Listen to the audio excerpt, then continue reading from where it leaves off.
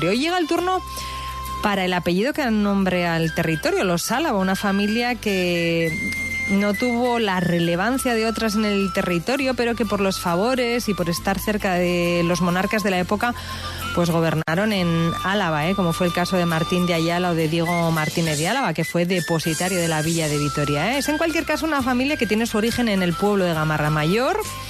Así que ahí comenzaremos nuestro relato antes de desentrañar algunos secretos, por ejemplo el de su escudo, con lobos, con dos lunas en él. Trataremos de darle un sentido, La verdad es que la historia la ha traído de cabeza Isma García, y es que no aparecen en los registros las mujeres de la familia, y sin esto pues los cambios de apellidos, emparejamientos y demás situaciones pues se vuelven más complicadas de desvelar. Así que lo dicho, hoy en Álava, tierra de clanes, los Álava.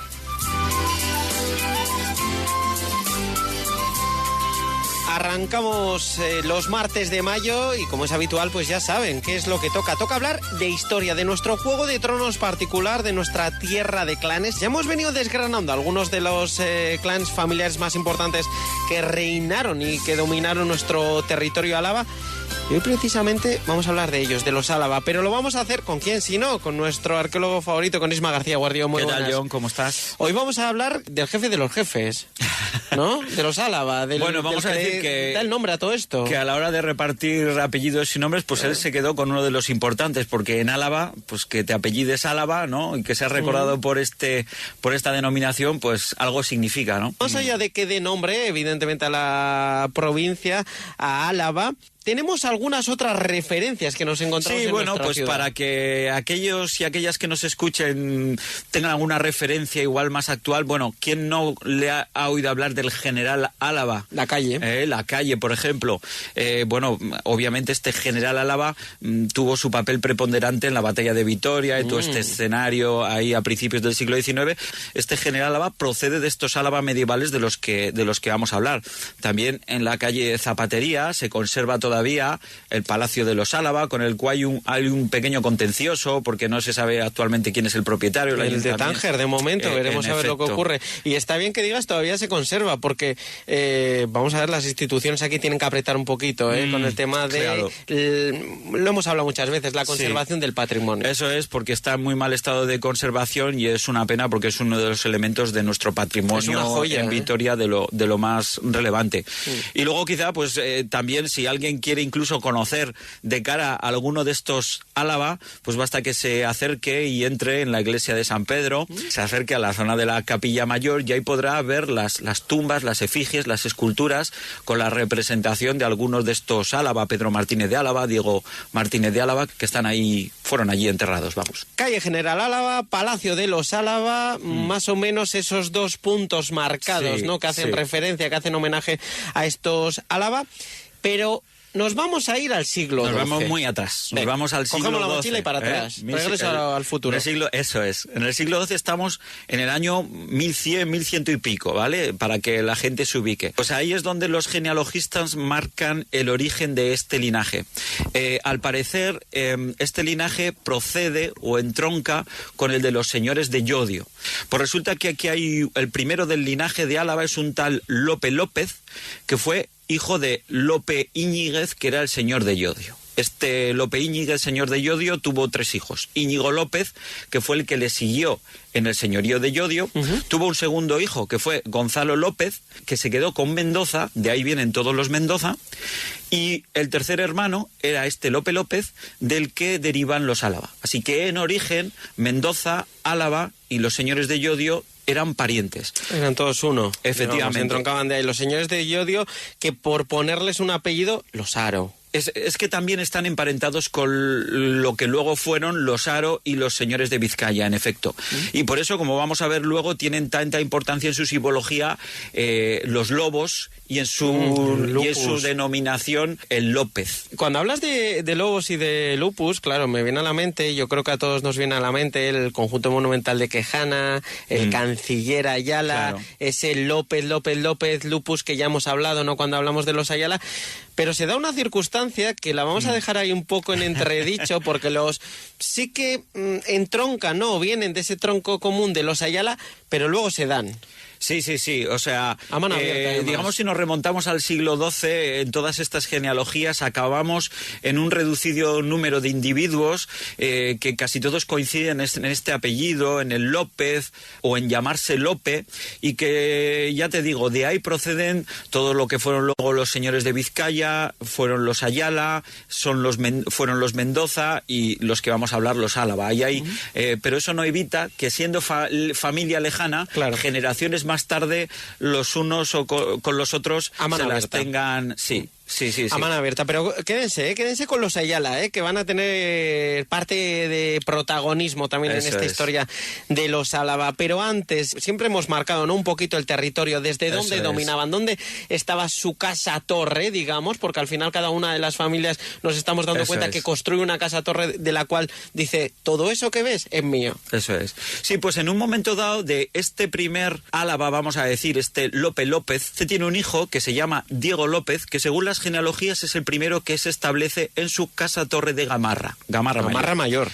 Por lo tanto, vamos a decir que el centro neurálgico o de referencia de este linaje fue el de Gamarra. Es posible incluso que en un primer momento la denominación del apellido o cómo se les conocía tuviese que ver, no sé, pues fuese un Diego López de Gamarra. Luego hablaremos por qué posiblemente este apellido de origen toponímico y muy local acaba adquiriendo el apellido de Álava, porque tiene una explicación como bastante lógica. Bueno, este señor Diego López lo que hizo, como digo, fue construir una casa-torre que hoy día, si alguien conoce o nos está escuchando desde Gamarra o ve en los alrededores, no hay ninguna casa-torre. Esta torre desapareció allá en el siglo XVI, pero bueno, tenemos descripciones, estas las he sacado del trabajo de Micaela Portilla, que en el siglo XVI nos dicen: casa-torre de piedra con sus saeteras, separada de las demás casas de Gamarra a un tiro de piedra. Era una forma de medir las distancias. Un tiro de piedra era una forma de decir una distancia. Lo que podías lanzar una piedra y lo que llegaba. Otra descripción dice que esta torre se encontraba en el camino que viene de Vitoria, a la mano izquierda, junto a una ermita de San Bartolomé que está dentro de las barreras de dicho lugar. La ermita de San Bartolomé tampoco se conserva. Hoy día no es fácil de ubicar esto, aunque sí que se conserva, si miras un poco la toponimia, sí que se conserva el topónimo de San Bartolomé, que nos ayuda a ubicar un poco dónde estaría esta torre, que sería un poco en las afueras de Gamarra Mayor, no sería propiamente lo que es el núcleo y ni siquiera cerca de la iglesia. En una de las entradas de Vitoria, ya decimos que estas familias al final se ubican en esos cruces de camino, en esos puntos estratégicos en las que dominar un poquito todo. Marcado de dónde vienen, qué es lo que se conserva, los homenajes que le han hecho en la ciudad ahora mismo y dónde iniciaron, vamos con los identificativos.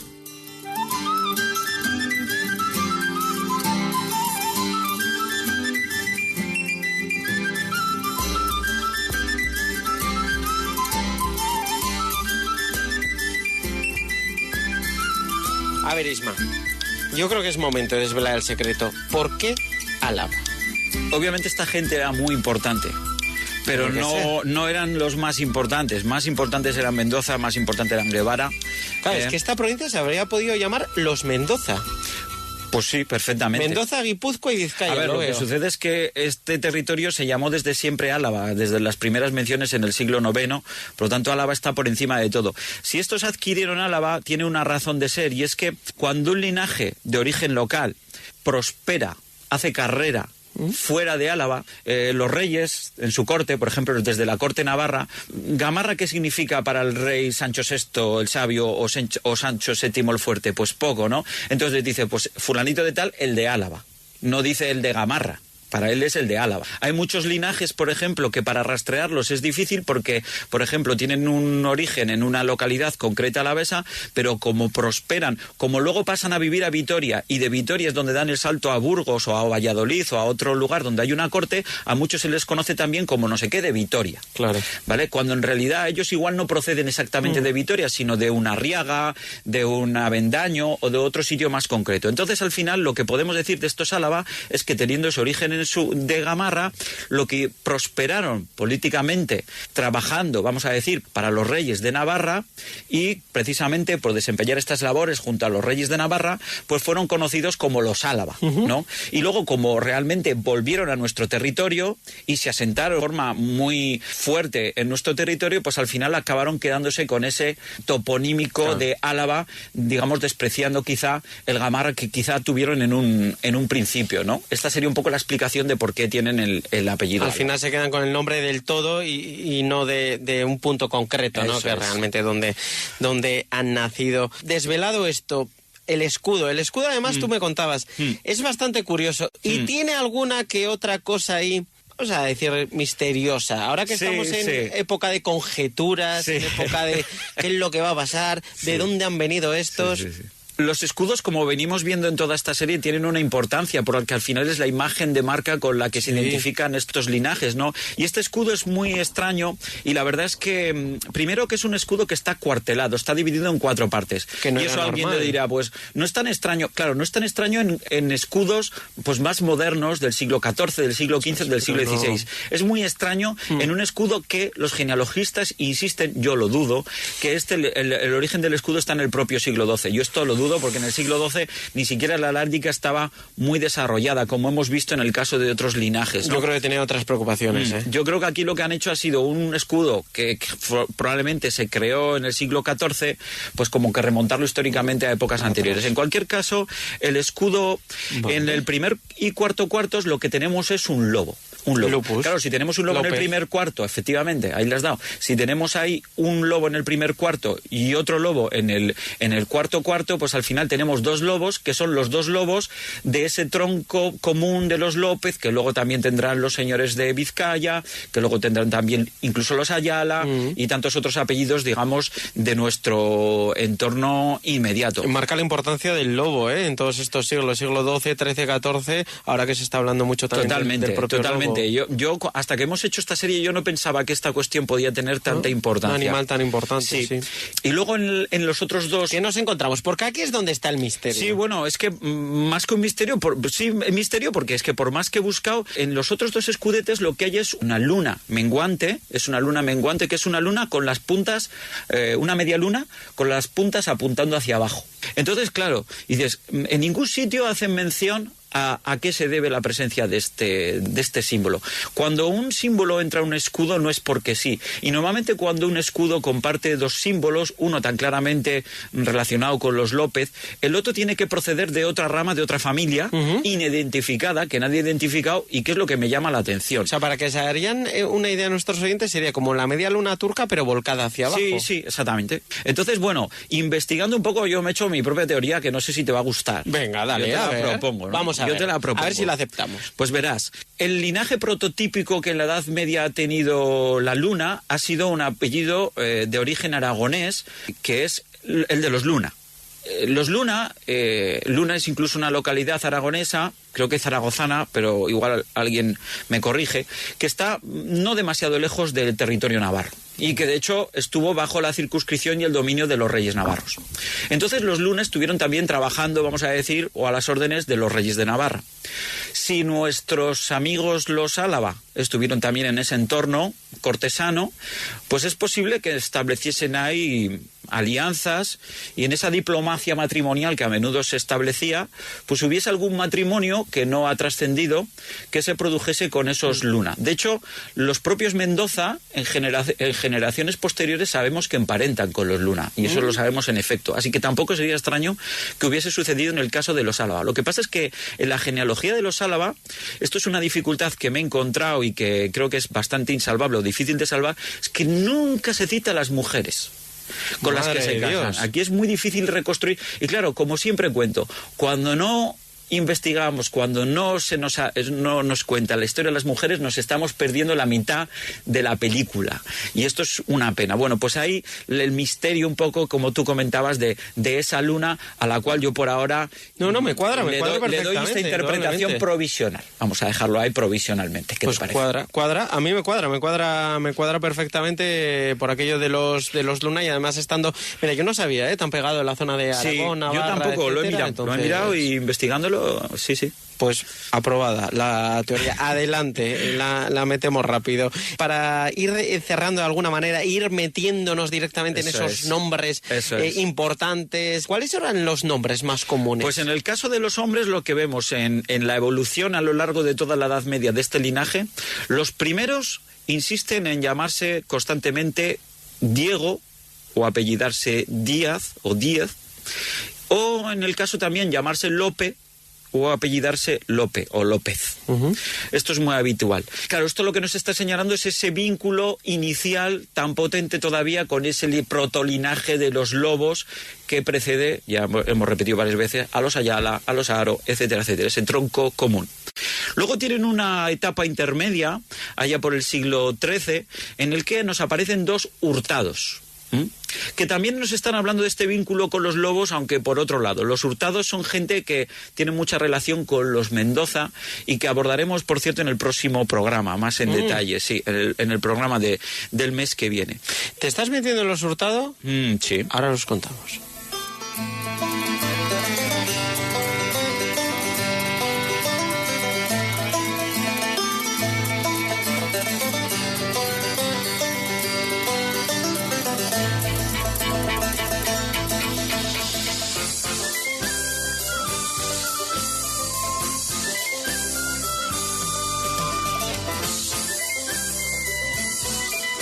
Estamos en el siglo XIII, Isma, y tú me decías, los Hurtados. Me sacabas otro apellido por ahí a escena que tiene que ver mucho con los Álava. Sí.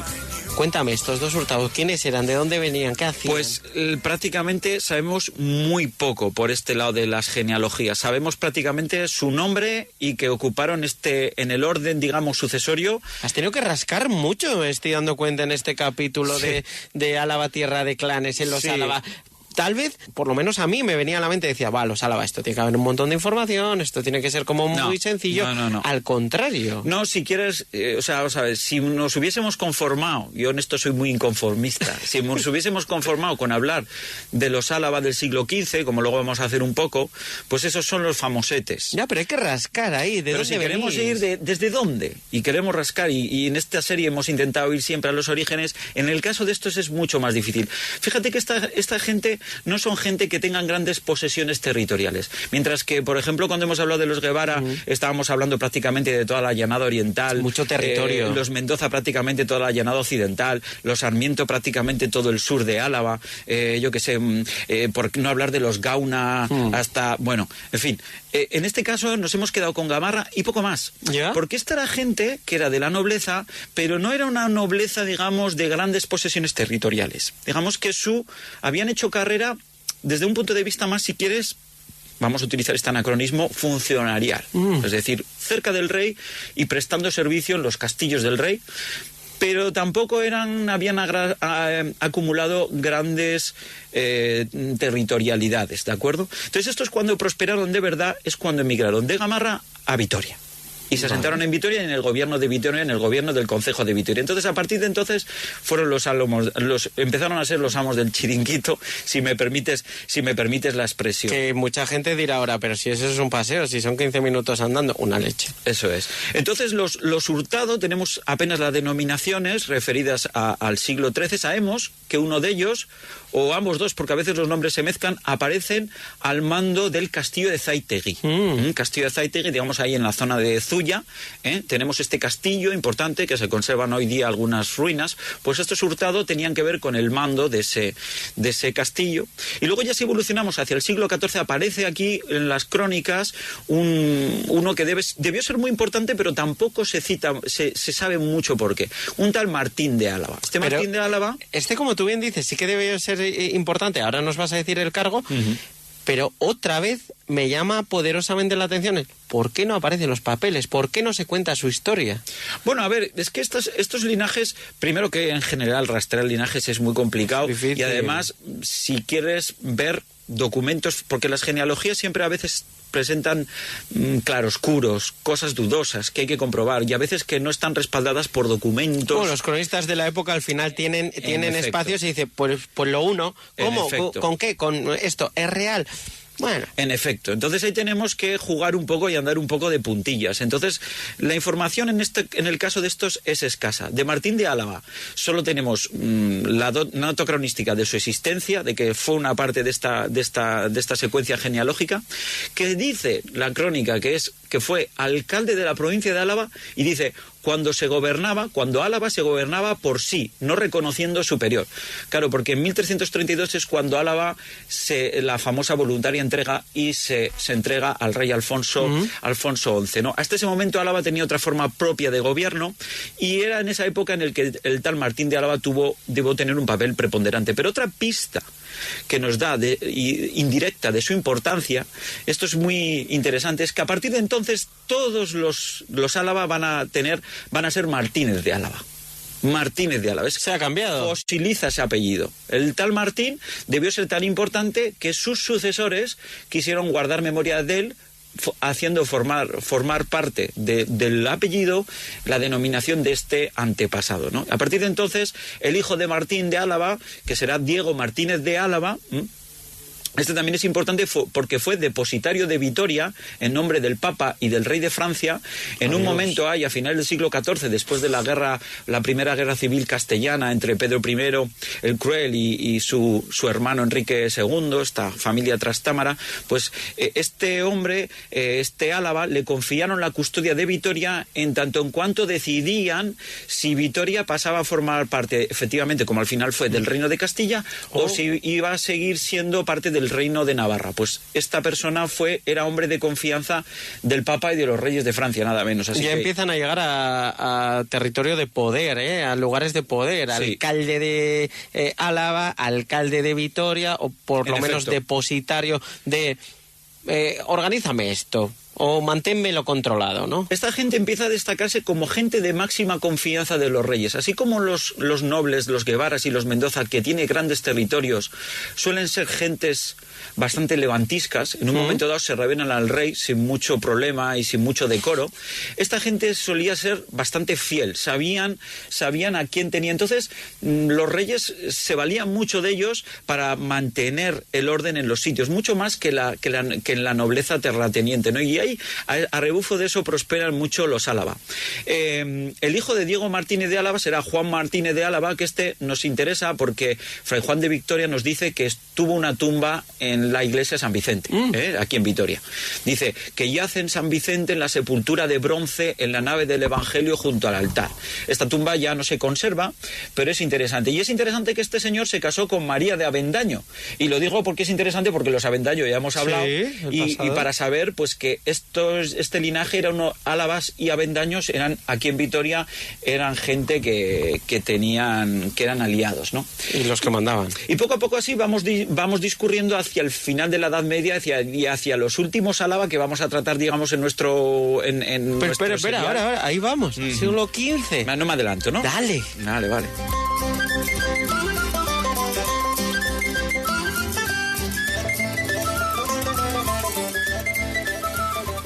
A ver, Isma, que le has puesto pilas al caballo y te has metido al siglo XV rápidamente a toda velocidad. Regresa al futuro, has dicho a Doc, oye, llévame al siglo XV aquí a toda velocidad, que quiero ver qué ocurre con esos últimos Álava, con los que tal vez sí que ha resultado más fácil, ¿no? Encontrar un poquito más las crónicas de la época y marcar un poco el Google, el Maps, ¿no? Sí. El recorrido que hicieron, la cronología. Fíjate esto, siempre suelo hacer la reflexión, porque al fin y al cabo yo soy arqueólogo, quiero decir, más que historiador propiamente, y la diferencia está en que a nosotros la cultura material, las cosas, no son los documentos escritos, para nosotros el patrimonio tiene una especial relevancia.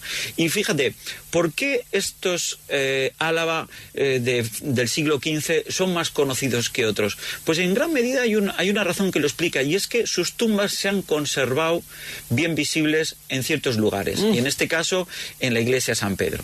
Si tú vas a la iglesia de San Pedro, tienes ahí la tumba de Pedro Martínez de Álava y de su hijo también, el que llegó a ser obispo de Córdoba y de varios sitios más, de Ávila, de Astorga, un gran obispo que se enterró al final allí, que fue hijo de este Pedro Martínez. Él mismo se llamó, este obispo se llamó Diego Martínez de Álava. Una tumba además bastante curiosa. Sí, bueno, la de Pedro Martínez de Álava, es una joya desde el punto de vista artístico, porque entre otras cosas no está hecha en piedra, sino en metal, creo que es bronce, si no me equivoco, ¿eh? Y claro, este metal es muy difícil de trabajar, por lo tanto este tipo de tumbas probablemente se encargaron, se especula si pudo proceder directamente desde Italia o desde otros lugares, sí, que se encargó. Lo que marca la importancia también de la familia y de este Pedro. Claro, al no estar hecho en piedra también tiene muchos más detalles. Tiene muchos más detalles, y entre los detalles que tiene, bueno, aparece Pedro Martínez de Álava con su armadura de caballero, pero llama mucho la atención que aparece como un señor mayor. Un señor mayor, porque se le ve como calvo, se le ve calvo y con poco pelo, los laterales, detrás de las orejillas, detrás de las orejillas y tal. Y claro, eso se ve en los documentos, a él se le cita muy a menudo como Pedro Martínez de Álava el Viejo. El Viejo, que igual tenía 40 y pocos años, sí, pero claro, es que tampoco duraban más. En efecto. Pero aún así, esto es algo bastante llamativo en este tipo de tumbas, en que toda la gente se le suele, bueno, pues representar en su mejor momento de la juventud y de momento de mayor fuerza, y ¿no? Pues a este señor yo creo que se le tuvo mucha estima en esa etapa de su vida, claro, en la que fue el mayor. Efectivamente tuvo mucha influencia en el gobierno de Álava, y por lo tanto esa representación, bueno, pues el que estas tumbas estén ahí ha fomentado que a lo largo de los últimos, desde el siglo XVI a la actualidad, los distintos investigadores que se han sumergido en la historia han preferido, por lo que sea, tirar del hilo a partir de estos señores que están en las tumbas. Vale. Entonces, claro, es a lo que voy. El hecho de que las tumbas se hayan conservado es lo que ha impulsado una investigación sobre ellos, y por eso sabremos en gran medida mucho más sobre ellos. Por eso digo que muchas veces el patrimonio hay que conservarlo en un edificio, por ejemplo.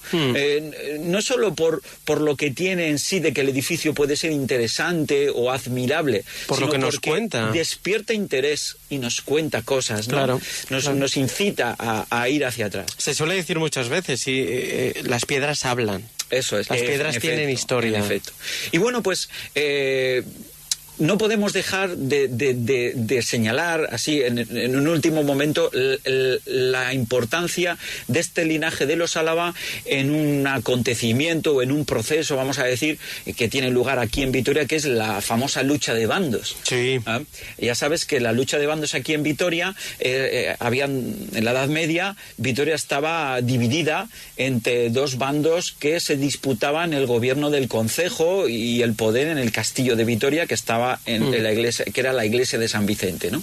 Bueno, pues uno de esos bandos era el bando llamado de Ayala. Aquí reaparecen los Ayala. Lo contábamos al inicio. Por lo tanto, y luego el otro bando era el bando de los Calleja, que tiene esa denominación porque a los orígenes de este linaje, allá por el siglo XIV, eran efectivamente miembros de la familia del clan de los Calleja, los que tenían el papel preponderante y de liderazgo en el bando, pero según va pasando los siglos, ese liderazgo va variando, y al final, en los últimos tiempos, en el siglo XV, acaban siendo los líderes gentes de la familia de Álava, ¿no? Entonces estos Álava eran los cabeza del bando de Calleja, enemigos acérrimos de los Ayala, que son, vamos a decir, su némesis, sus enemigos. Que es lo que llamaba la atención, ¿no? Que al final son su némesis los Ayala, de los que si empiezan a tirar ellos mismos del hilo, dicen, pero si somos primos. No, no solo eso, sino que si te piensas en el escudo, el escudo de los Álava son los dos lobos con alrededor las aspas y tal, no sé qué, no sé cuántos. Los Álava tienen ese mismo escudo con el añadido de las lunas y el estar cuartelado. A veces he pensado, y el otro día lo pensé mientras preparaba el tema, si precisamente los Álava prefirieron cuartelar el escudo para que no fuese tan parecido o tan similar, que alguien dijese o alguien se acordase demasiado de que procedían del mismo tronco familiar. Que en realidad sois amigos. Es decir, le dijo, marcar diferencias. Marcar diferencias. Somos familia, pero no tenemos nada que ver. Es un poco esa historia. Pues este enfrentamiento de bandos fue fundamental, digamos, en la configuración de la Vitoria de finales de la Edad Media y de principios, digamos, de la época más del Renacimiento, del siglo XVI. En el 1476 estuvo aquí en Vitoria Fernando el Católico y, bueno, pues ayudado de sus gentes de confianza, consiguió que los linajes firmasen como una especie de pacto, o vamos a decir armisticio, una especie de paz, que nosotros en historia lo denominamos el capitulado de 1476, donde supuestamente los bandos ya, pues, y aparecen citados los nombres de todos estos Álava y los que les seguían, y todos los Ayala y todos los que seguían los Ayala, y se comprometían todos a estar tranquilos. A estar tranquilos, que eso no fue así. Eso no fue así. De y hecho, lo sabían desde el momento que firmaban. No, pero totalmente. De hecho, la traca final, vamos a decir, de la lucha de bandos, ese sí que fue ya, digamos, el canto de sirena de la lucha de bandos, que ya se dio a principios del siglo XVI, tiene que ver con la famosa Guerra de las Comunidades, que se dio. La Guerra de las Comunidades era Carlos V, quería imponer su poder, que estaba discutido en Castilla, y muchas ciudades castellanas se le rebelaron, ¿no? Bueno, pues aquí tomaron parte los distintos bandos. Los Álava se mostraron favorables a Carlos V, lo apoyaron, lo defendieron durante esta Guerra de las Comunidades, y los Ayala, sin embargo, se significaron con los comuneros, con los que estaban en contra del emperador.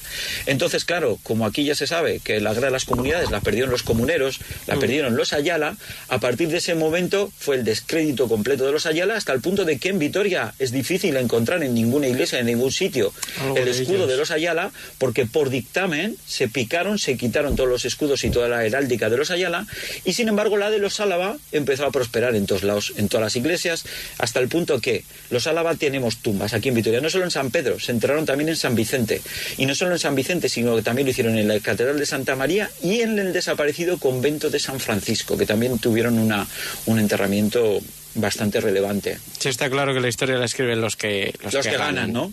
Los que ganan directamente. Pues repasado los Álava, pormenorizadamente, con esos nombres, con esos identificativos y de dónde vienen, ya en pleno verano, que nos metemos en el mes de junio, ya sí. El sol va a empezar Qué bien. A iluminar, esperemos, ¿no? Llegará a Vitoria también el sol. Llegará a Vitoria. No sé. ¿A quién vamos a desvelar en esos primeros meses de verano? Pues vamos a ir a los Hurtado. Que si dijese la denominación completa sería Hurtado de Mendoza. Y alguien dirá, ¿Hurtado de Mendoza? ¿Eso no son los Mendoza? No. Hurtado de Mendoza y Mendoza son cosas distintas, aunque sí que es verdad que en las crónicas los distintos genealogistas han mezclado términos y que nos llevan a la confusión. Yo, por diferenciarlos claramente, nos vamos a quedar con los Hurtado, a secas. Vamos a pedir a la gente que escuche el podcast de los Mendoza, el primero de la serie, a recuperarlo, porque de ahí vamos a empezar a tirar de él, indudablemente. Isma García. Un placer, John. Un placer, como siempre. Hoy por hoy, Vitoria.